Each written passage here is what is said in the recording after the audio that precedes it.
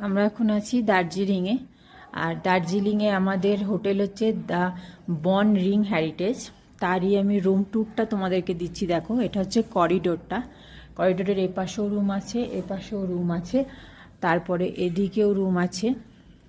আমাদের রুম হচ্ছে 505, এদিকে আছে 506। আমি রুমের ভেতর ঢুকছি। এটা হচ্ছে প্রথম রুমের এন্ট্রান্সটা। ঢুকেই কিন্তু এখানে একটা বড় কিং সাইজ বেড আছে। এখানে রয়েছে খুব সুন্দর মিরর, যে মিরর রয়েছে। এখানে টেবিল দেওয়া রয়েছে। এখানে একটা এরকম ওয়ার্ড্রপ নেই, কিন্তু এরকম একটা সুন্দর স্পেস রয়েছে। এখানে সাইড টেবিল আছে, তার উপর একটা এরকম সুন্দর লাইট আছে, ইন্টারকম দেওয়া রয়েছে। হ্যাঁ, আর এদিকে রয়েছে হচ্ছে এরকম টিভির সামনে একটা এরকম র্যাক মতো রয়েছে।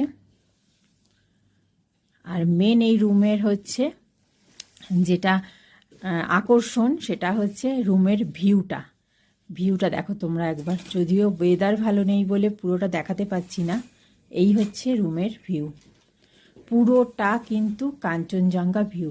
কিন্তু এখন যেহেতু এখানে বৃষ্টি হচ্ছে বলে দেখাতে পাচ্ছি না। এটা পুরোটা দূরে যেটা দেখছো, পুরোটা কাঞ্চনজঙ্ঘার রেঞ্জটা রয়েছে। ভীষণ সুন্দর। একদম খাট থেকে বসে, বিছানা থেকে বসে জাস্ট এরকম কাঞ্চনজঙ্ঘার ভিউ। মল রোড একদম খুব কাছেই।